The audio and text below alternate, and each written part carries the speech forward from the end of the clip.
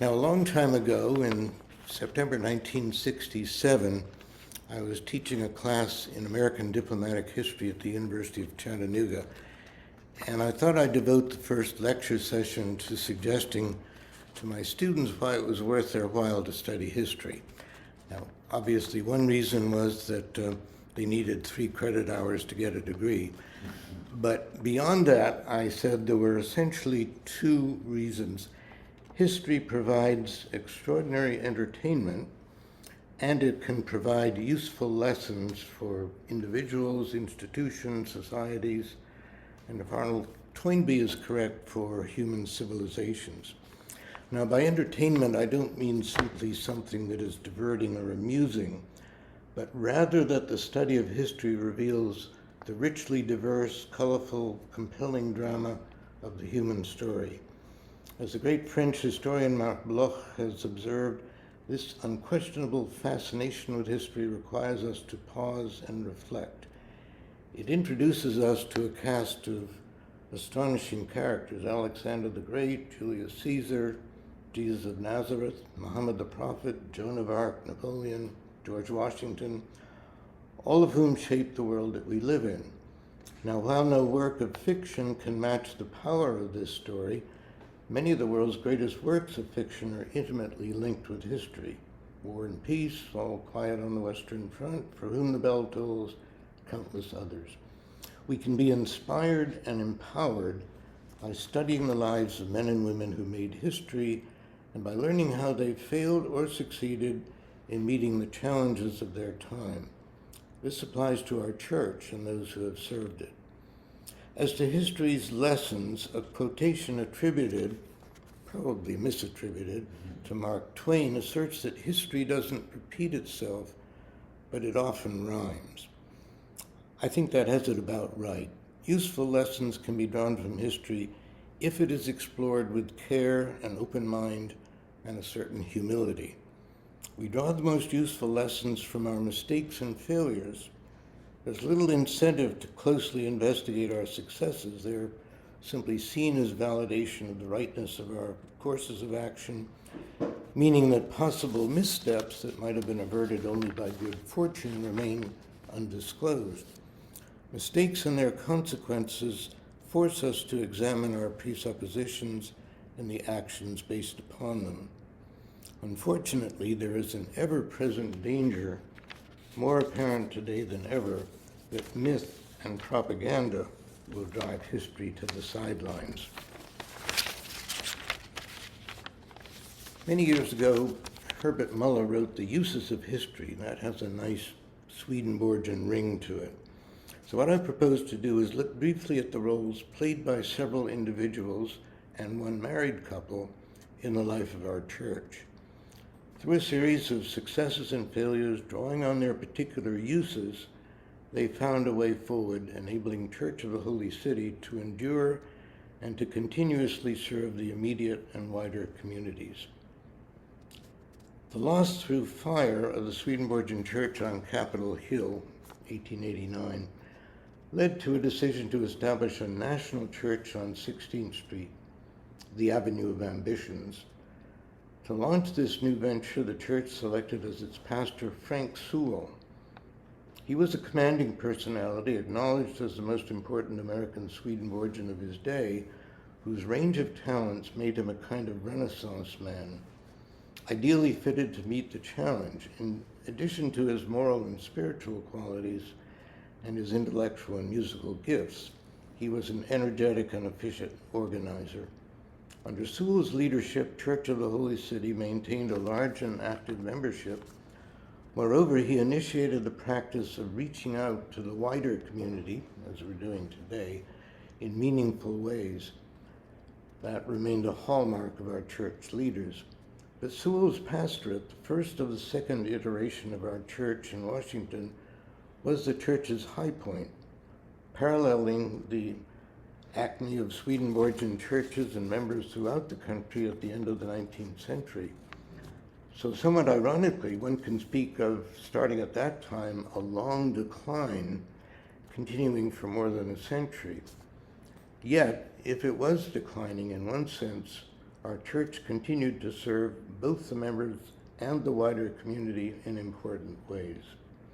Extraordinary individuals, both ministers and lay people, fulfilled important uses at every stage of the church's history. General Reuben Mussey and his wife Ellen Mussey were a truly remarkable couple. The general led the effort to enlist African American troops in the Civil War, believing that they deserved full participation in the fight for their freedom, and he subsequently taught law at Howard University, founded in 1867 to educate formerly enslaved people. Under his leadership, Church of the Holy City launched a mission church for Washington's black community. Ellen shared her husband's commitment to racial justice, and following his untimely death, provided leadership for the black church. Sadly, after a short time, the Black Swedenborgian Church ceased to exist, but its brief existence affirmed the appeal of Swedenborg to the black community and foreshadowed the important role that black Swedenborgians would play in our church. Ellen Mussey was also a pioneer in developing a place for women in the practice of law.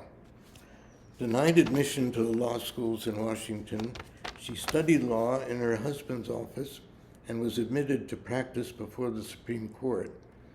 She was also a co-founder of the first law school in the world, founded by women.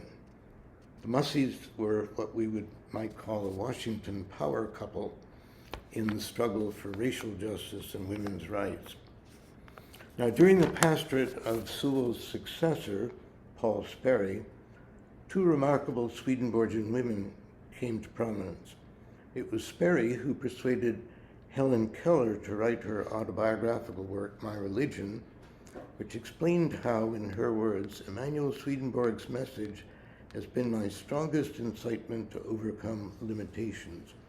Now, since Keller's remarkable achievements are well known, I'll focus on the other remarkable women associated with the church at that time.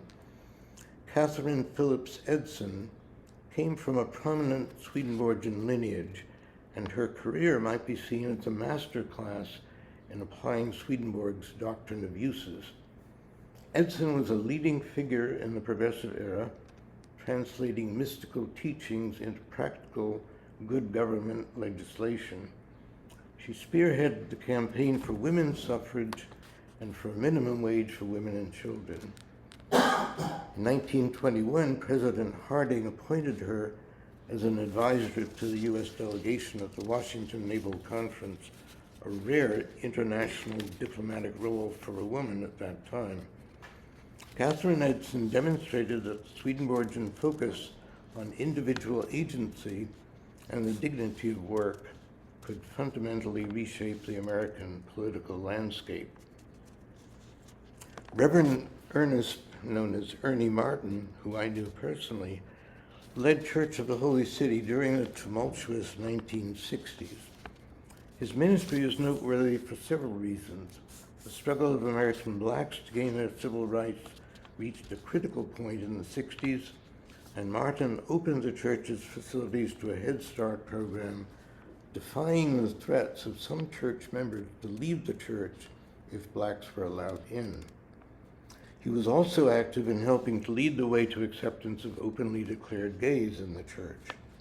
Martin was energetic in reaching out to the wider community, using radio, television, and the press to introduce the public to Swedenborg as well as to oppose the Vietnam War. 6 decades ago, the far-sighted Reverend Martin set out the vision that has now created Swedenborg House. In his words, I recommended that the church building be sold and that a brownstone building be bought. Such a building could serve as the living quarters for the minister, provide space for worship and meetings, a library, kitchen for the minister, and provide space for worship and meetings, a library, kitchen, dining hall, and offices. And here it is. During the ministry of his successor, Brian Kingsley, an interesting and novel idea took shape. The Sunday morning study forum was the brainchild of Professor Robert E. Williams, R.E. as he was familiarly known. He was the head of the psychology department at the DC Teachers College, which is now the University of the District of Columbia. Impressed by the writings of Swedenborg, R.E. persuaded Reverend Kingslake to institute the forum, which would be open to people of any faith and committed to fostering undogmatic discussion, which would focus on the true purpose of life and the afterlife, drawing upon Swedenborgian insights. Discussions range widely, sometimes venturing into politics. The forum met each Sunday before the regular service and continued into the ministry of Reverend Richard Baxter in the 1980s.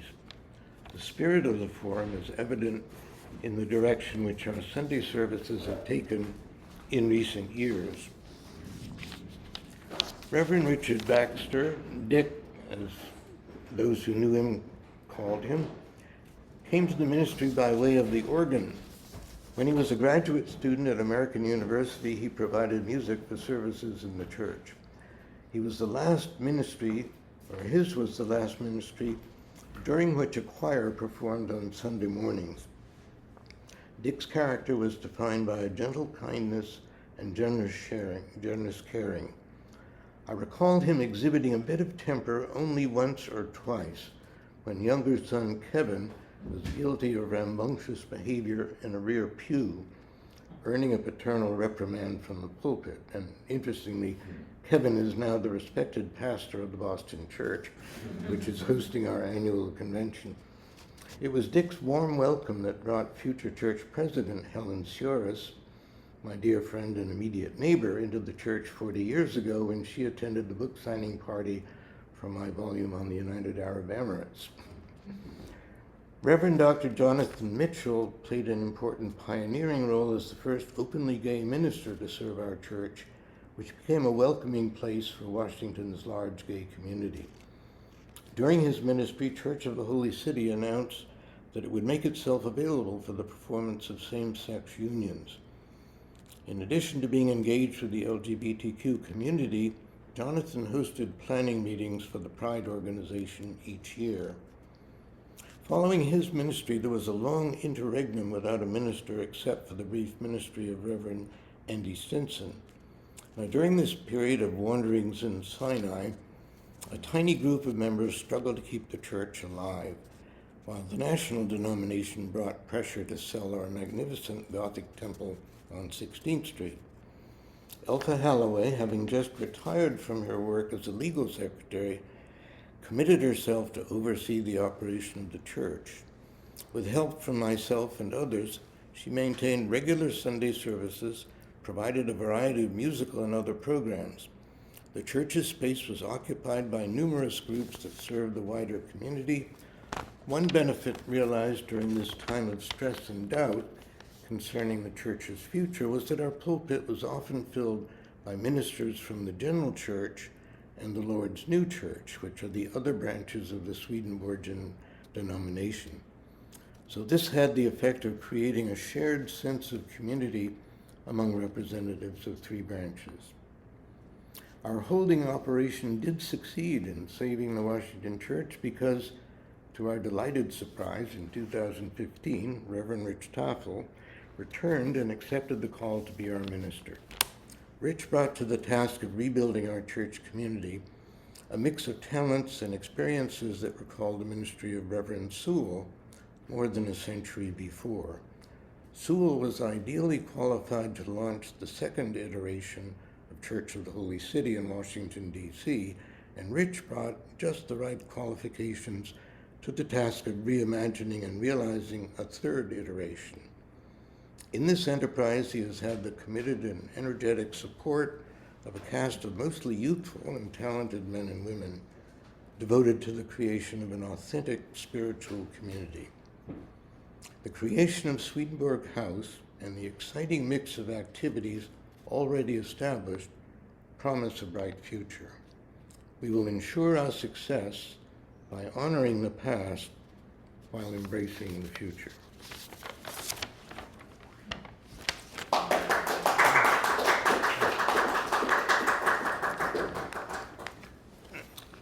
Shall I begin? Once you say that, Okay. Any questions, anybody? Sure. Let's see.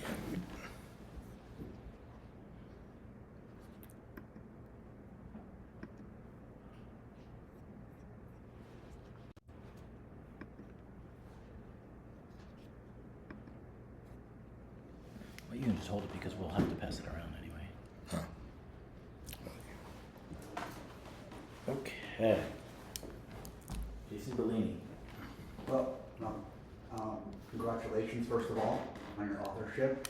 Thank you. And I also personally wasn't aware that the reason we're all here has something to do with you, that you kept the torch burning. But what I was hoping was you could perhaps paint a picture of the high water mark of the church, whenever that was, in terms of attendance and vibrancy. And there's some dirty laundry. What caused the decline to becoming almost a dead church? Yeah. The high point, and in the book it's described as the heyday of the church, was clearly under Sewell's ministry. He was extraordinary. I mean, his talents were diverse. He was a composer, musical composer, who created the Swedenborg hymnal. He translated poems from the Italian and other languages, wrote poetry as well. He was, interestingly, from a prominent family in Bath, Maine. The Sewells were, and I think remain, an important family in that community of shipbuilders. And his brother, and this would introduce students of Washington politics, his brother was the vice presidential candidate on the same ticket with William Jennings Bryan. And I always thought that was peculiar because you had a conservative Republican vice president running with a progressive Democrat from the Midwest. They lost the election, of course. It's interesting that from that same little town of Bath, Maine, come the Doles, and the Doles might be described as almost as important a family as the Sewells in the Swedenborgian church. So with his talents, his enormous energy, his charisma, he built a very large church community. I forget the exact figures, they're in the book, but regular attendance would be well over 100. The membership would be larger than that still. There would be Sunday morning services, followed by fully attended Sunday evening services. There would be a number of activities during the week, typically plays put on by members of the church, social events, polite occasions where young singles could meet each other under proper circumstances. There's a wide range of activities. And one of the delights of researching for the book was to find this enormous binder, it must be 18 or 20 inches this way, 14 the other, several hundred pages of records of meetings from the 1880s, if I'm remembering correctly, well into the 20th century, all in beautiful handwritten script. And it gives the details of this long list of activities. Now, as to why it declined, I think it was part and parcel of a general decline of Christian churches. Interestingly, after World War II, there was a bit of an uptick, sort of an era of good feeling when prosperity came back. I remember myself from that time, it was when you would see in churches everywhere, Protestant churches, you would see large color photos of happy white families going to church. The family that prays together stays together. But apart from that, it was a general decline.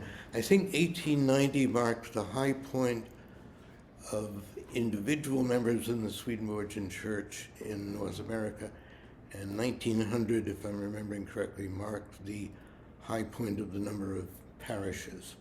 And from then on was pretty steady decline.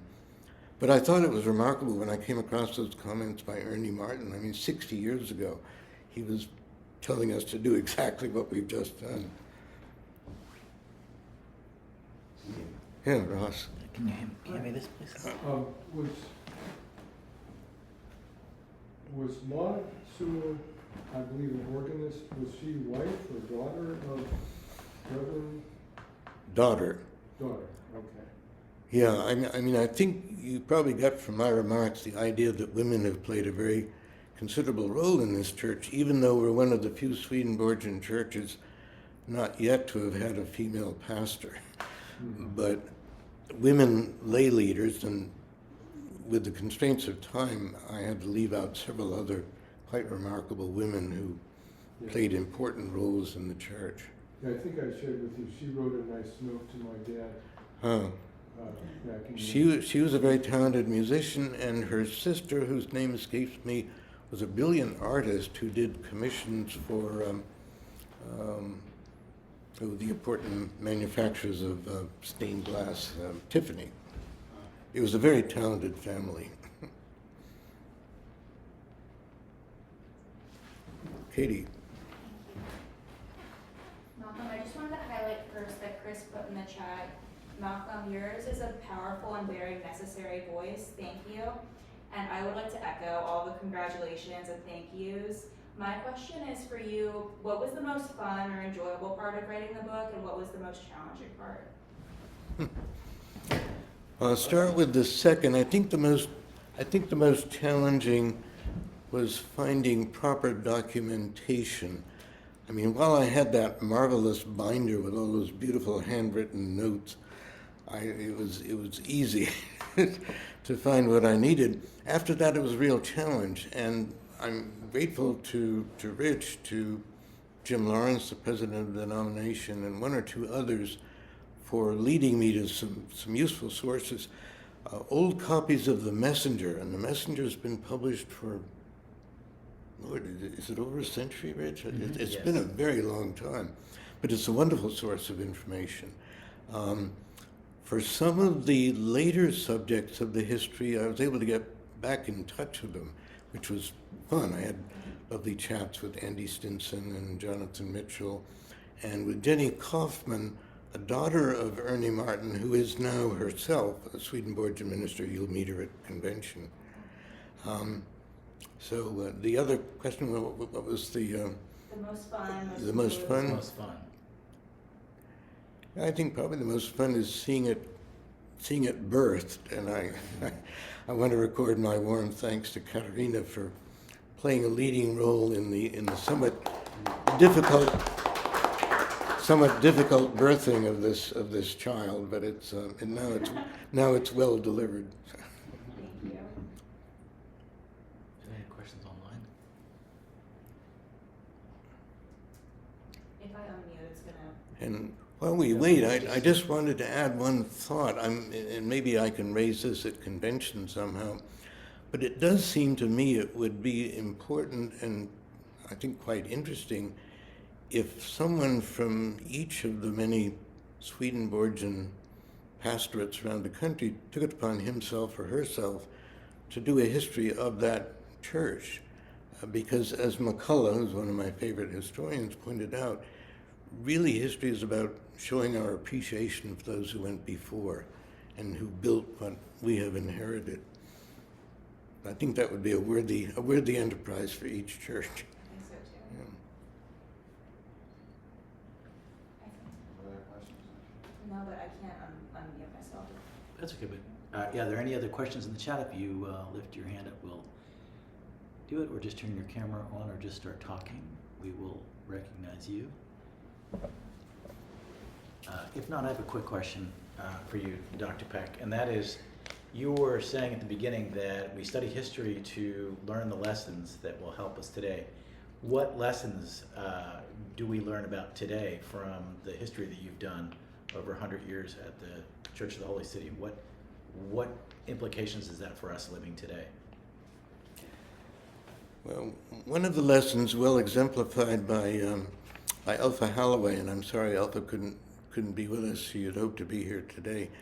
I guess faith and persistence. I and several others, Adrian Black, Susie Blunden, 2 or 3 others, helped Alpha, but she was really the one that took the lead. When she finally retired after years of working very hard as a legal secretary. She could have simply taken it easy, but she said, I guess it's up to me to save this church. And, while we didn't have a precise vision of where we could go, we just felt that we had to make every effort humanly possible to find a way forward. If we failed after that, we failed, but we weren't going to let it go without great persistence. So I think faith and persistence, those have characterized, I think, all those who've gone before us here, and that's how we've reached this point.